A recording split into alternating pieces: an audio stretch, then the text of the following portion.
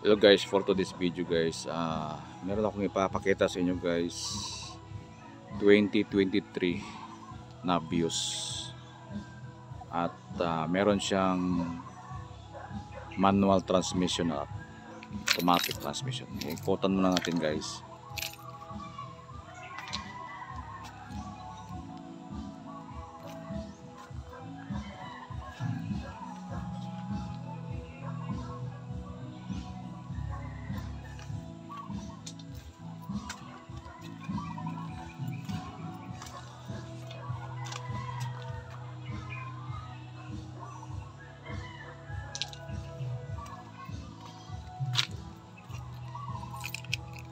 Meron siyang remote.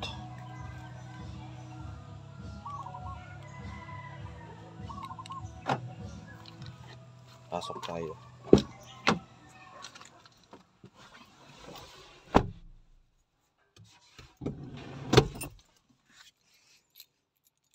So ito yung loob guys. Pandarin ko lang guys ha.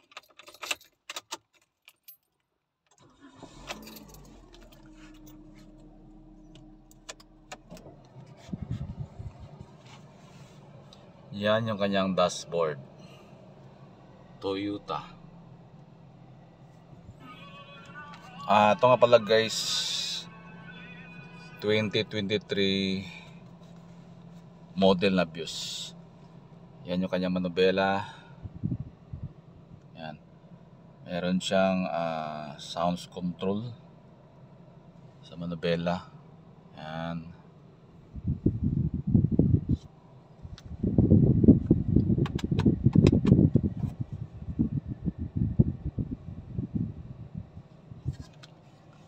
Yan yung control niya sa aircon. Yan yung likuran niya. Ito nga pala guys, meron siyang manual mode transmission.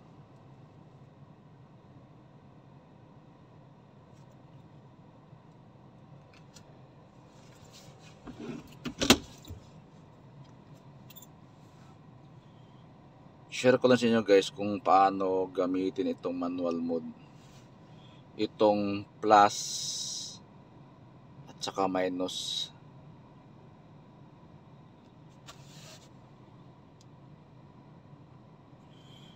So sa normal na automatic guys, yung kadalasan ginagamit natin itong drive. Ito lang drive. Ito yung parking, reverse, neutral, tsaka merong D. Itong D guys, ito yung mga kadalasan ginagamit natin. So yung may mga daanan tayo na sobrang taas tapos rough road guys, pwede tayo mag-manual. Tingnan natin guys sa dashboard guys. Yan yung parking. Naka-parking sa guys. So reverse tayo atras. Yan, naka-reverse tayo. Neutral tayo. Tapos lagay natin sa D. Yan guys, nalagay natin sa D guys. So ayan, pati sa dashboard nalagay sa D. So kung i-manual mode natin yan guys, galing siya sa D,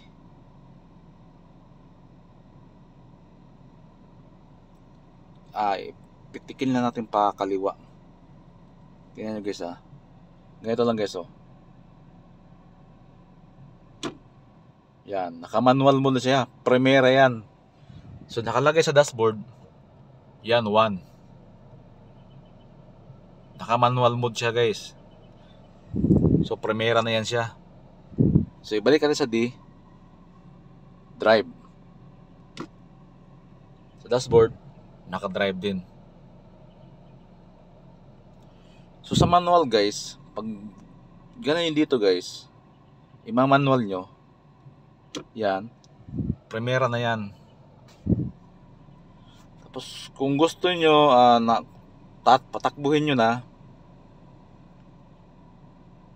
ganito lang guys Ganon nyo lang. 2, 3, 4, 5. Pero hindi siya, ngayon nakahindot tayo, 1 lang yan siya kasi hindi ba tayo tumatakbo. So galing dyan, manual, primera na yan, naka 1. So balik natin sa D. Yan, nag-D siya. Yan. So guys, hanggang dito lang tayo guys. Kung meron kayong mga tips o idea na nakuha sa ating video sa Pius na model 2025. No. Sorry. 2023. Pius. Automatic siya with manual mode transmission. Pwede siya manual.